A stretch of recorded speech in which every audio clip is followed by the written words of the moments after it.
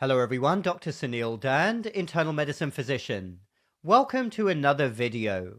What if the whole way that we think about high cholesterol, what if our whole paradigm is completely wrong? Because high cholesterol is everywhere nowadays. It is estimated that 1 in 2, yes, 50% or more of all adults in the United States have a diagnosis of high cholesterol.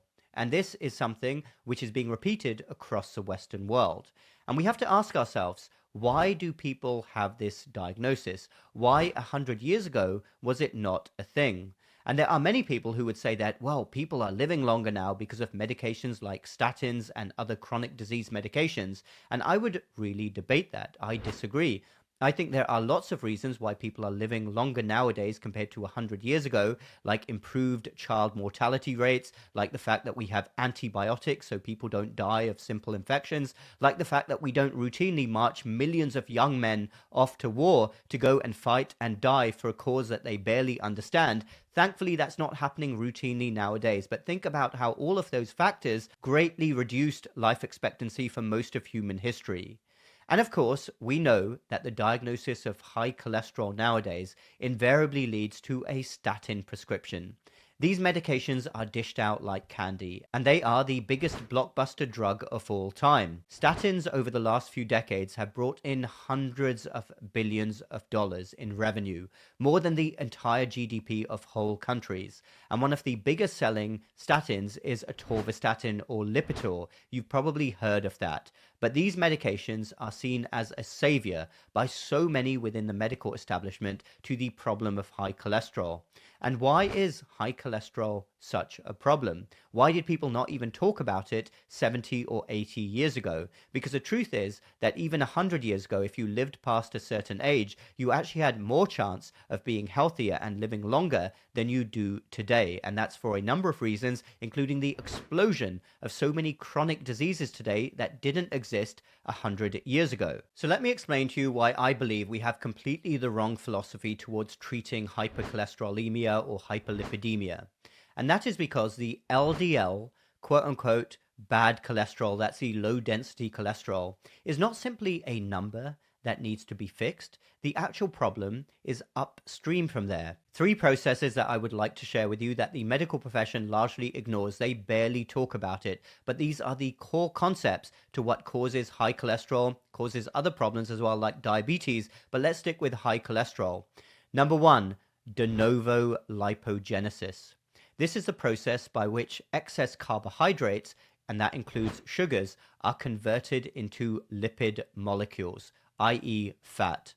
Number two, oxidative stress. This is the core concept behind many disease processes. And number three, generalized inflammation. And hopefully you can all picture that. So those processes happen, and as a result, LDL cholesterol goes up. And doctors get very excited that they prescribe a statin and then they fix the number. But what does fixing the number actually do? Because statins are designed to lower the cholesterol. That's what they will do. But what does that achieve? What are the actual outcomes and positive benefits? Because you haven't even touched the upstream problems, which are oxidative stress, de novo lipogenesis, and generalized inflammation. And if you actually dive into the studies, if you actually follow the science, I've talked about this before, and you break down the data, the actual benefits of statins, somebody who takes a statin religiously for a long time, the benefits are not what you might expect in terms of improved life expectancy and reduced risk of cardiac or even stroke events. Nowhere near what you might be led to believe. But oh yes, the medical profession, our current philosophy, gets very excited that we've fixed a lone number. And let me draw an analogy, if I may, and this was an excellent reply that I had on Twitter, so credit to that person. But it goes something like this. You have a wall with a hole in it, and the hole has been caused by an explosion of termites. And you come along and you put a picture over the hole, and you get very excited. Yes, we can't see the hole anymore. That's fantastic. Look at how smart and how clever we are. Whoopee-doo. We have covered up the hole. But hold on a minute. Take a step back. The termites are still exploding. You haven't fixed the actual problem. Why are you so excited about putting a picture over the hole? Why not deal with the actual problem? And that is the whole issue with our current paradigm to how we treat many chronic diseases, including high cholesterol. So what would I do if a doctor ever told me, Suneel, you have high cholesterol levels, you need to take a statin? Well, I would have zero interest in taking a statin. I would take a step back and think, well, why do I have high LDL cholesterol? What is the upstream problem? Let me fix the root cause. And I would focus on a number of different issues. I would be razor focused on lifestyle. What am I eating?